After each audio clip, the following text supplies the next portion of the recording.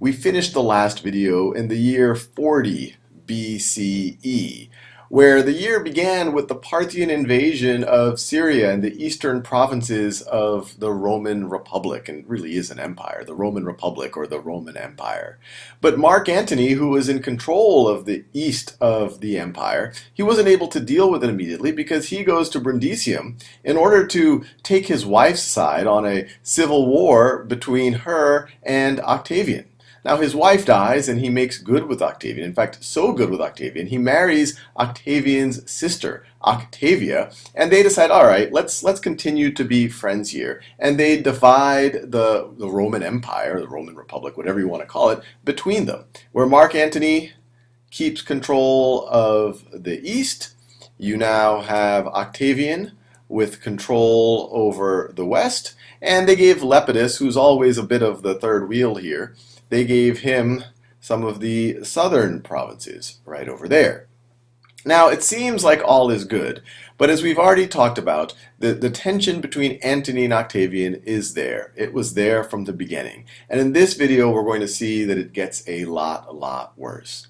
So Mark Antony goes back to the east, where he starts planning his invasion of Parthia. Not only does he want to take back the territory that they took in 40 BCE, but he actually wants to avenge them for Crassus's death in 53 BCE. Julius Caesar had been planning an invasion of Persia. And you have to remember, after Alexander the Great, all of these Western rulers, especially the Romans, they all had their sights on Persia. They said, hey, maybe I can be just like Alexander the Great and take over the Persians. So Mark Antony is planning his invasion of Persia, but he doesn't get the troops that he wants from Octavian.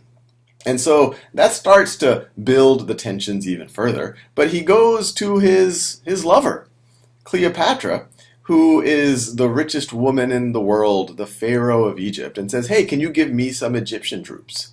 And so he plans an invasion of Parthian Persia with a combined Roman and Egyptian troops.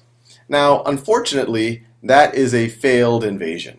As they try to make their way in, they get pretty far, but they weren't able to protect their supply lines carefully, and so the Parthians are able to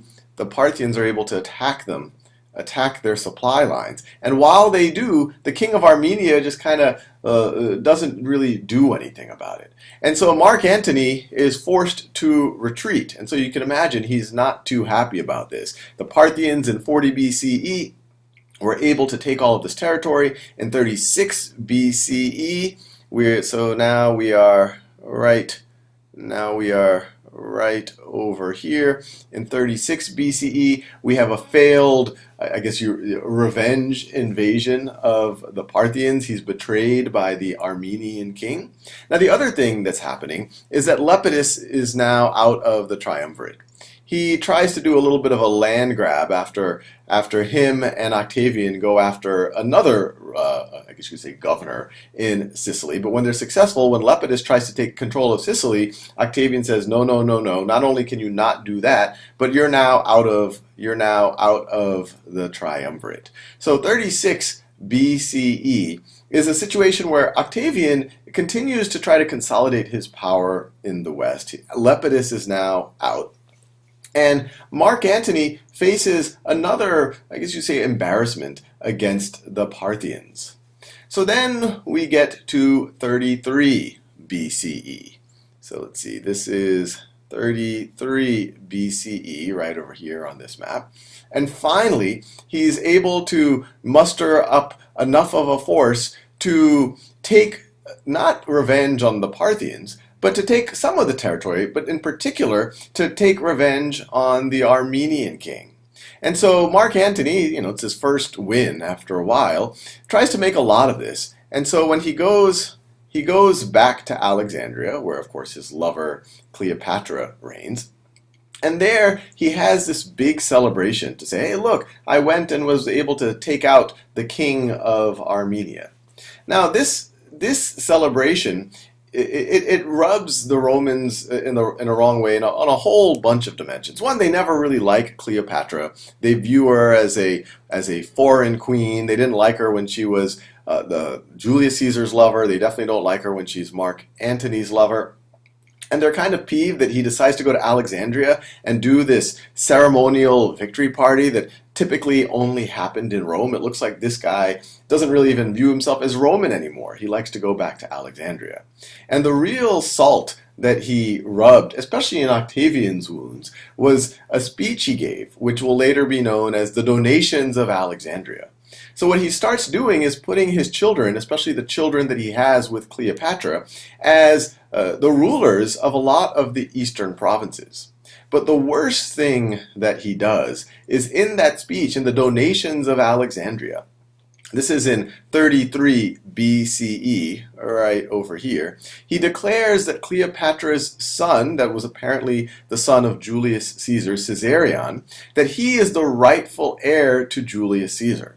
Now, Octavian does not like this. He says, hey, I'm the adopted son. I'm the rightful heir. I don't like the Caesarian guy.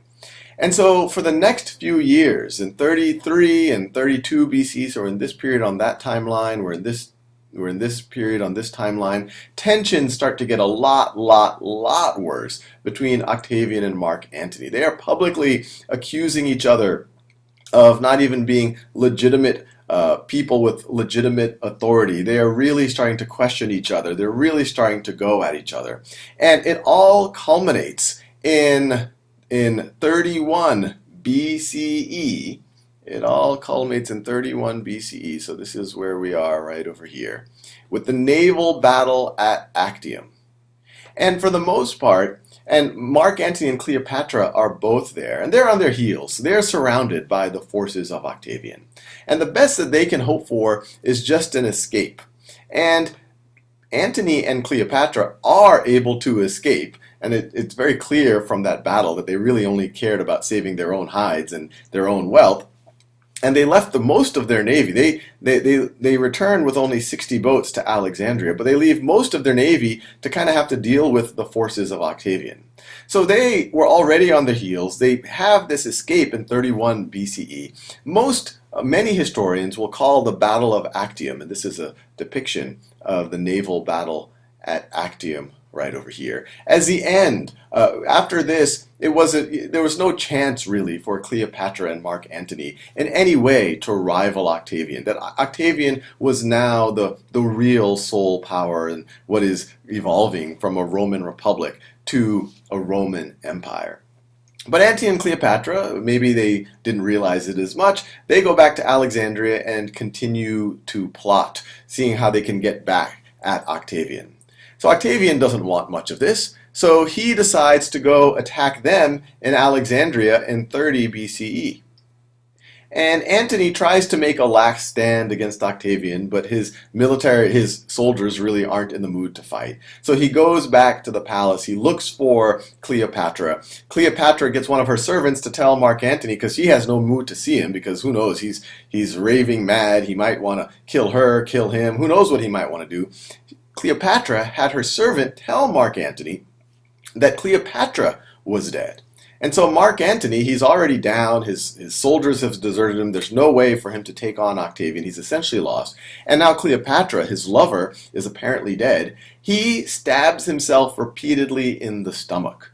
Now Cleopatra finds out about this, and then she has Mark Antony brought to him. He doesn't die immediately. Stabbing yourself in the stomach is a way of having a very slow and painful death.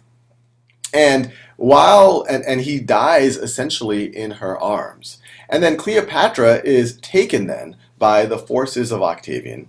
But then she too decides that she wants to commit suicide, or at least that's what most accounts say. And the most common account is that she gets a snake smuggled into her rooms, a poisonous snake, that she taunts and gets to bite her, which allows her to die. So both Cleopatra and Mark Antony die in 30 BCE. And Octavian now, really the main power, he kills Caesarion, who was Cleopatra's son with Julius Caesar, as the only possible rival.